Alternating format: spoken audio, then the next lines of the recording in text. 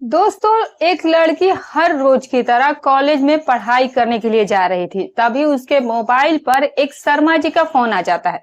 वो लड़की फोन उठाती है तो शर्मा जी उससे कहते हैं कि आज मेरे पास एक ग्राहक आया हुआ है। अच्छा खासा वो पैसा भी दे रहा है। अगर तुम कहो तो मैं उससे बात कर लूं। तब दोस्तों वो लड़की जो होती है वो कहती है कि ठीक है, आप उससे बात कर लीजिए और उसका एड्रेस मेरे व्हाट्सएप पर आप भेज दीजिए। मैं समय से वहां पर पहुंच जाऊंगी। अब दोस्तों थोड़ी देर के बाद उसके व्हाट्सएप पर एक सस्ते से होटल का एड्रेस पहुंच जाता है, जिसको देखकर वो लड़की थोड़ा बहुत मुस्कुराने लगती है, क्योंकि दोस्तों आज से पहले भी कई बार वो लड़की जो है उस होटल के अंदर कई मर्दों के साथ अपनी रातें बिता चुकी थी। इसीलिए दोस्तों उस होटल का नाम पढ़ते ही वो लड़की मुस्कुराने लगती है, उसको बहुत सारी चीजें याद आने लगती है। दरअसल दोस्तों होटल के एड्रेस के साथ साथ उसका मोबाइल नंबर भी भेजा गया था। तो लड़की उस मोबाइल नंबर पर मैसेज करती है तो उधर से कोई रिप्लाई करता है कि रूम नंबर 10 में आ जाओ, मैं यहाँ पर बैठा तुम्हारा इंतजार कर रहा हूँ। अब दोस्तों थोड़ी देर के बाद जो लड़की होती है वो रूम के दरवाजे पर जाकर के खड़ी हो जाती है और धीरे से दरवाजा खटखटाने लगती है। तभी दोस्तों अंदर से एक आदमी टॉवल लपटे हुए आता है और दरवाजा खोलता है। तो दोस्तों जब वो लड़की उस आदमी का चेहरा देखती है तब उसके पैरों तले से जमीन खिसक जाती है। उस लड़की के होश उड़कर रह जाते हैं। दोस्तों जितना खुश होकर वो लड़की उस होटल के कमरे में उस आदमी के साथ रात बिताने गई थी, उतना ही ज्यादा वो उस आदमी को देख करके परेशान हो जाती है। दोस्तों होटल के कमरे के अंदर कोई और नहीं था बल्कि उसी के। ये जो आप कहानी सुन रहे हैं ये सच में बहुत ही ज्यादा रोमांचक है और उम्मीद करूंगी कि आपको बेहद ही ज्यादा पसंद आएगी। लेकिन दोस्तों वीडियो में आगे बढ़ने से पहले बस आप लोगों से एक छोटा सा रिक्वेस्ट है कि अगर आप लोग हमारे चैनल पर पहली बार आए हैं, अगर आपको हमारी कहानियां पसंद आती है तो वीडियो को एक लाइक जरूर कर दीजिएगा और प्यारा सा कमेंट भी कर दीजिएगा और हमारे चैनल को सब्सक्राइब जरूर कर लीजिएगा, ताकि जो मेरा हौसला है वो जरा और ज्यादा बढ़ता रहे और मैं आपके लिए ऐसी इंटरेस्टिंग और सच्ची कहानियां आप लोगों के लिए लाती रहूं। दोस्तों उस लड़की का नाम पूनम होता है और पूनम जो है वो नागपुर की रहने वाली होती है। दोस्तों उसकी उम्र 25 साल है और वो बीए लास्ट ईयर की पढ़ाई कर रही है। पूनम के घर में उसकी पिताजी है, उसकी माँ है और उसका एक बड़ा भाई है। पूनम के पिताजी का नाम मुरारीलाल यादव होता है, जो कि एक सरकारी स्कूल में पढ़ाने का काम करते हैं, यानी कि वो एक टीचर होते हैं। और दोस्तों पूनम की माँ का नाम विमला देवी होता है, जो कि एक हाउस वाइफ है, यानी कि घर का काम काज करती है। दोस्तों पूनम के बड़े भाई का नाम नितिन है, जो कि एक किराने की दुकान पर काम करता है। नितिन के पापा का ज्यादा तनख्वाह नहीं है, इसीलिए वो पढ़ाई छोड़ करके किराने की दुकान पर मजदूरी करने का काम करने लगता है। दोस्तों नितिन के पापा छोटी बेटी पूनम को बहुत ही मुश्किल से पढ़ा पाते हैं और घर का और अपना खर्चा चला पाते थे। दोस्तों जब पूनम 12वीं कक्षा की पढ़ाई पूरी कर लेती है तो उसके पिताजी एक बहुत बड़े कॉलेज में उसका एडमिशन करवा देते हैं। क्योंकि पूनम जो होती है वो पढ़ने लिखने में काफी अच्छी थी, उसका पढ़ने लिखने में उसका बहुत अच्छा बेस था, इसीलिए वो अच्छे नंबरों से पास भी हुआ करती थी। तो उसके पिताजी ये सोचते हैं कि हमारी इकलौती बेटी है और अगर हम लोग इसे मिलकर अच्छे से पढ़ा देंगे तो ये अपने पैर पर खड़ी हो जाएगी। अब दोस्तों यही सब सोचकर बड़ी मुश्किल से कुछ पैसा बचाकर वो पूनम का उस कॉलेज में एडमिशन करा देते हैं। अब दोस्तों 2 महीने तक सब कुछ ठीक ठाक चलता है, पूनम कॉलेज में पढ़ने के लिए जाती है। लेकिन 2 महीने के बाद जब पूनम अपने कॉलेज के बच्चों को देखने लगती है, उनके लड़कियों को देखने लगती है, उनके रहने सहने का, खाने पीने का, उनका तौर तरीका जब वो देखने लगती है तो उसको भी लगने लगता है कि वो भी बाकी लड़कियों की तरह महंगे महंगे कपड़े पहने, महंगा महंगा फोन चलाए, गाड़ियों से घूमे, उसके पास भी स्कूटी होना चाहिए। इस तरीके की बातें अब उसके मन में आने लगती है। लेकिन दोस्तों पूनम के घर वालों की इतनी औकात नहीं थी कि वो उसके वो शौक पूरे कर पाए, उसकी इन जरूरतों को पूरा कर पाए, क्योंकि दोस्तों उसके जो कॉलेज का फीस था वही उसके पिताजी जमा करते थे और वो भी बहुत बड़ी बात होती थी। आखिरकार दोस्तों पूनम अपने मन को मार लेती है और कुछ महीने का वक्त ऐसे ही गुजरता है तो वो उसी कॉलेज की रहने वाली एक लड़की जो होती है वो पूनम की बहुत अच्छी सहेली बन जाती है और उसका नाम होता है अनीता। अनीता जो है वो बहुत महंगे महंगे कपड़े पहनती थी, महंगा फोन भी यूज करती थी, स्कूटी से कॉलेज आया जाया करती थी, वो काफी ज्यादा स्टैंडर्ड मेंटेन करती थी। तो पूनम को लगता था कि जो अनीता है वो भी बहुत ज्यादा बड़े घर की रहने वाली है, तभी तो वो इतने महंगे महंगे शौक पालती है, महंगे महंगे कपड़े पहनती है। तभी दोस्तों अनीता एक दिन पूनम को अपने घर पर लेके जाती है। पूनम जब अनीता के घर वालों को देखती है तो उसके माता पिता को देखकर वो एकदम से हैरान रह जाती है। पूनम देखती है कि अनीता और उसके माता पिता एक किराए के घर में रह रहे थे। और दोस्तों अनीता के जो पापा होते हैं वो नगर निगम में चपरासी का काम करते थे। अनिका की माँ जो थी वो दूसरों के घरों में जाकर कपड़ा और बर्तन धोने का काम करती थी। तो पूनम ये सब देखकर अपने मन में सोचने लगती है कि जब अनिका के घर वाले इतने ज्यादा गरीब हैं तो फिर अनीता इतने महंगे महंगे कपड़ा कहाँ से पहनती है, इतने महंगे फोन वो इस्तेमाल कहाँ से करती है। ये सब सोचकर वो बहुत ज्यादा परेशान होने लगती है। उसके मन में सिर्फ और सिर्फ यही बातें चलने लगते हैं और यही सब सवाल उठने लगते हैं। तभी दोस्तों अनीता पूनम को लेकर के अपने घर से बाहर चली जाती है और वहां पर जाकर वो भेलपुरी की दुकान पर ले जाकर उसे भेलपुरी खिलाने लगती है। अनिका जो है वो भेलपुरी ऑर्डर करती है। अब दोस्तों पूनम को रहा नहीं जाता है तो वो पूनम जो होती है वो अनीता से पूछ लेती है कि अनीता मैं तुमसे कुछ पूछना चाहती हूँ, अगर तुम्हें बुरा ना लगे तो तुम मुझे सच जरूर बताना। तब दोस्तों अनीता कहती है कि हाँ पूछो क्या बात है। तब दोस्तों पूनम कहती है कि अनीता देखो ना, अभी मैं तुम्हारे घर वालों से मिली हूँ, तुम्हारे माता पिता के हालातों को मैं देख कर आई हूँ। मेरे पापा भी उतना ही पैसा कमाते हैं जितना कि तुम्हारे पापा कमाते हैं। मेरे परिवार की स्थिति और तुम्हारे परिवार की स्थिति बिल्कुल सेम टू सेम है, कहीं कुछ भी अलग नहीं है। लेकिन तुम इतने महंगे महंगे कपड़े, इतने महंगे फोन, ये बाइक स्कूटी तुम कैसे खरीद लेती हो और ये सब कैसे तुम कर पाती हो। अब दोस्तों जब अनीता इस बात को सुनती है तो वो थोड़ा घबरा जाती है, थोड़ा परेशान हो जाती है और कुछ देर तक सोचती है और फिर वो पूनम से कहती है कि देख पूनम, तू मेरी बेस्ट फ्रेंड है, इसीलिए मैं तुझे ये बात बता रही हूँ। तुम मेरे से प्रॉमिस करो कि तुम ये बात कभी किसी को नहीं बताओगी। तब दोस्तों पूनम उससे कहती है कि ठीक है बाबा, मैं तुमसे प्रॉमिस कर रही हूँ कि मैं ये बात किसी को नहीं बताऊंगी। मुझे बताओ तो सही कि तुम ये सब कैसे कर रही हो। तब दोस्तों अनिका जो होती है वो पूनम को साइड में लेकर जाती है और दोनों ही लोग एक टेबल पर बैठ जाते हैं और तभी अनिता अपने फोन निकालती है और फोन में वो एक वीडियो वो पूनम को दिखाती है। दोस्तों पूनम उस वीडियो को देखकर एकदम से चौंक जाती है और उससे पूछने लगती है कि अनिता तुम बाजारू औरतों वाला काम करती हो, ये तो तुम बहुत गलत काम कर रही हो। तब दोस्तों अनीता उसे कहती है कि देखो पूनम, तुमने मुझसे प्रॉमिस किया था कि तुम ये बात किसी को नहीं बताओगी। तब दोस्तों पूनम मुझसे कहती है कि हाँ मुझे पता है कि मैं ये बात किसी को नहीं बताऊंगी। तभी दोस्तों पूनम जो होती है वो अनीता से कहती है कि मुझे एक बात बता, एक बार ऐसा सब करने का तुझे कितना पैसा मिल जाता है। तब दोस्तों अनीता उसे देखकर थोड़ा मुस्कुराती है और उससे कहती है कि पूनम तू भी ये सब करना चाहती है क्या, और अगर नहीं तो तू ये सब क्यों पूछ रही है, अगर कल से चलना है तो बोल तुझे।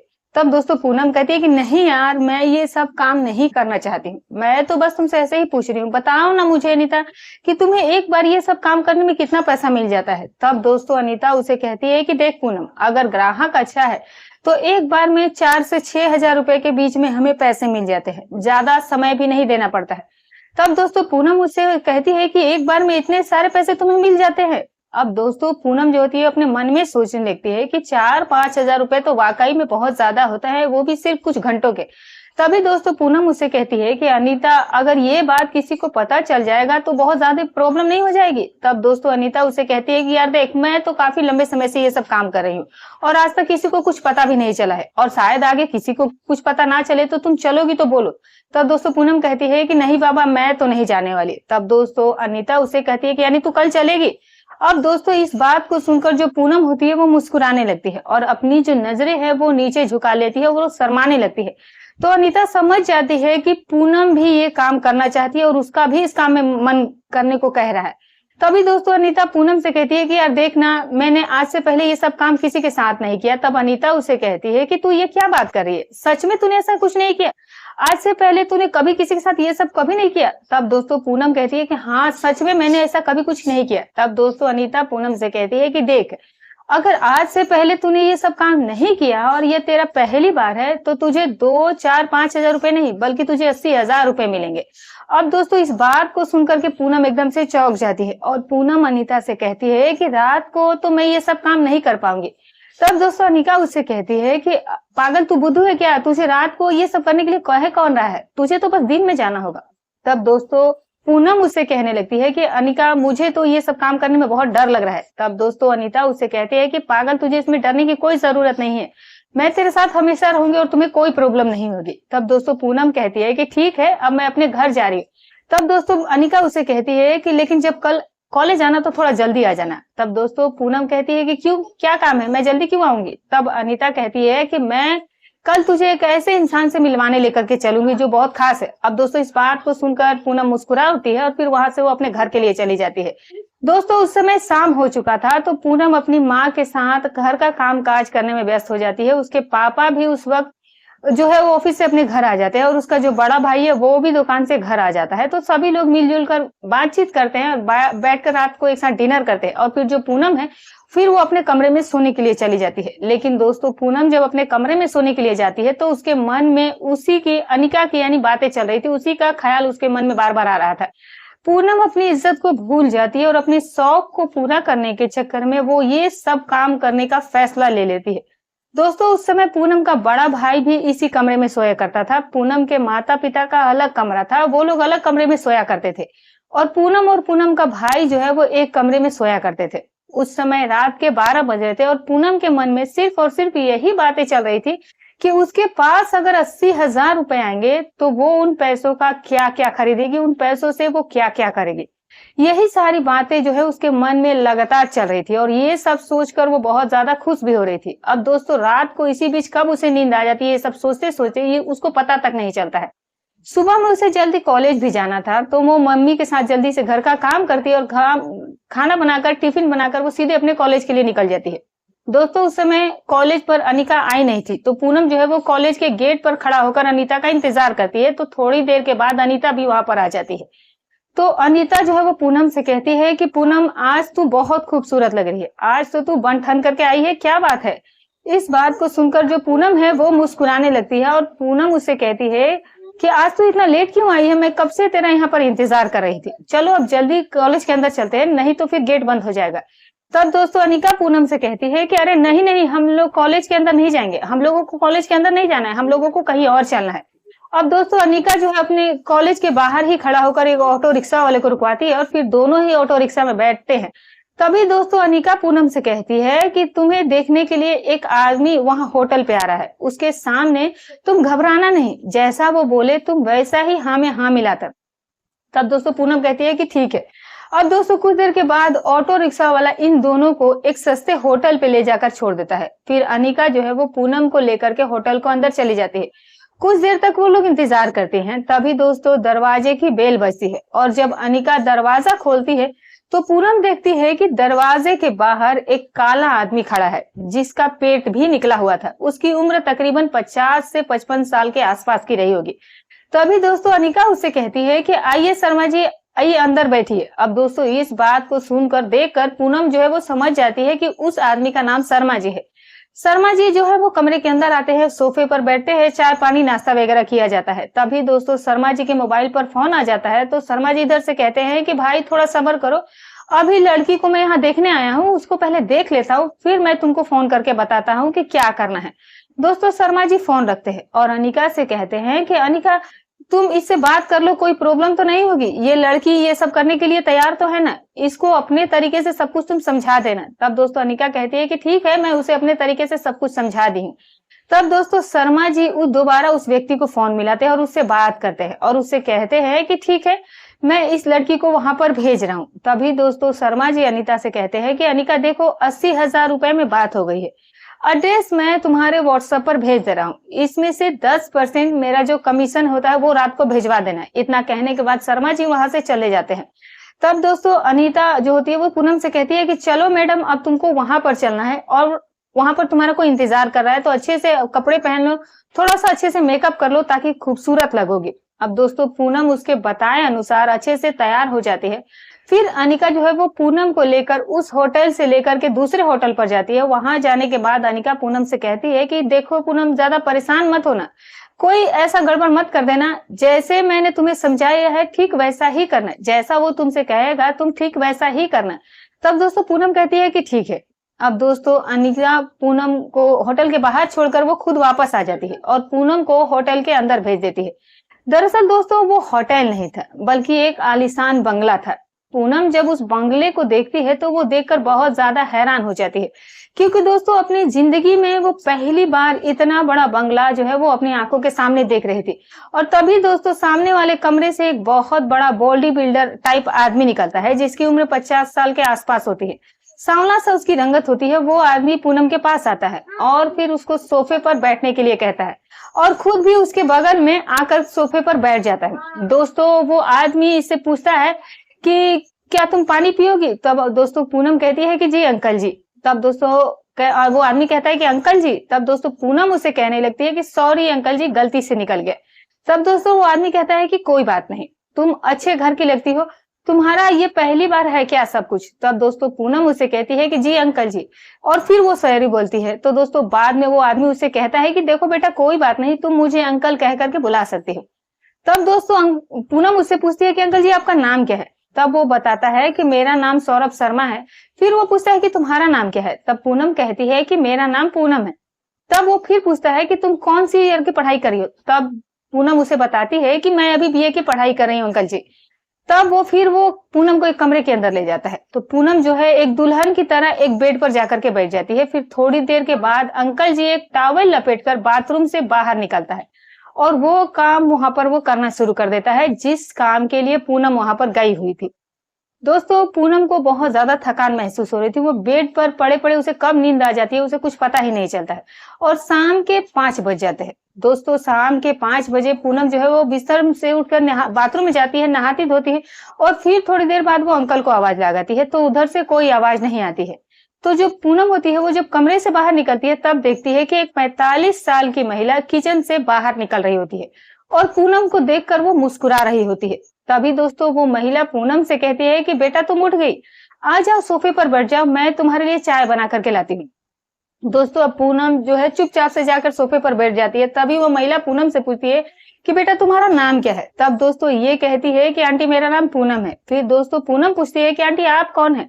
जब मैं यहाँ पर आई थी तो अब तो आप यहाँ पर नहीं थी। तब दोस्तों वो कहती है कि बेटी मैं इस घर की नौकरानी हूँ, साहब जब भी घर से बाहर चले जाते हैं तो मैं इस घर का देख रेख करती हूँ, इस घर का मैं ख्याल रखती हूँ। जब मैं यहाँ पर आई थी तो तुम कमरे में थी, इसीलिए मैंने तुम्हें परेशान नहीं किया और तुमको मैंने उठाया भी नहीं, तुम सो रही थी। तुम अच्छे परिवार की लगती हो, तो फिर ये सब काम क्यों करती है? तब दोस्तों पूनम जो है वो आंटी से कहती है कि आंटी मेरे घर पर पैसों की बहुत प्रॉब्लम है, इसीलिए मैं मजबूरी में ये सब काम कर रही हूँ। तब दोस्तों आंटी उससे कहती है कि कोई बात नहीं बेटा, रुको तुम यहीं पर बैठो, मैं अभी आ रही हूँ। अब दोस्तों इतना कहकर आंटी जो है एक रूम के अंदर चली जाती है और अंदर से अपने हाथों में वो पैसे का बंडल लेकर आती है और पूनम से कहती है कि बेटा ये लो, तुम्हारे 80,000 रुपए साहब ने तुम्हें देने को बोला था। अब दोस्तों पूनम वहां से पैसे लेकर जाने लगती है। तभी वो आंटी पूनम से कहती है कि बेटा तुम बहुत थक चुकी होगी, रात को जब सोना तो दूध में हल्दी मिलाकर के पी लेना, तुम्हारा दर्द कम हो जाएगा।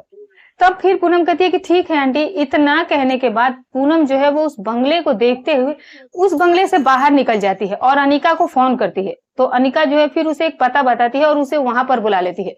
दोस्तों पूनम वहां पर जाती है तो देखती है कि अनिका और शर्मा जी वहां पर पहले से ही बैठे हुए थे। तभी शर्मा जी पूछते हैं कि बेटा काम हो गया? तब पूनम कहती है कि हाँ काम हो गया है। दोस्तों पूनम अपने पर्स में से 80,000 रुपए निकालती है और शर्मा जी को देती है। तो शर्मा जी जो है वो अपना 10% उसमें से कमीशन काट लेते हैं और बाकी का पैसा वो पूनम को वापस कर देते हैं।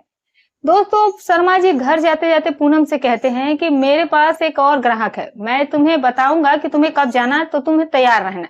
तब फिर पूनम कहती है कि ठीक है, मैं आपके जवाब का इंतजार करूंगी। अब दोस्तों वो वहां से चले जाते हैं। तो पूनम अनीता को एक छोटी सी पार्टी देती है, ये सभी लोग मौज मस्ती करते हैं और फिर दोनों एंजॉय करने के बाद अपने अपने घर को चले जाते हैं। दोस्तों उस समय जब पूनम अपने घर पर जाती है तो उसके पेट में बहुत ज्यादा दर्द होने लगता है, उसके कमर में दर्द होने लगता है। जब माँ उससे पूछती है कि बेटा क्या हुआ है, तो पूनम बताती है कि माँ पेट में दर्द हो रहा है। अब दोस्तों इस तरीके से बहाना बनाकर पूनम जो है वो रात को बिना खाना खाए सो जाती है और सुबह में जल्दी होती है और फिर वो कॉलेज के लिए निकल जाती है। तभी दोस्तों फिर से शर्मा जी के उसके मोबाइल पर फोन आता है और शर्मा जी पूनम को एक नए ग्राहक के पास भेज देते हैं। अब दोस्तों लगभग इसी तरीके से 6 महीने का वक्त गुजर जाता है।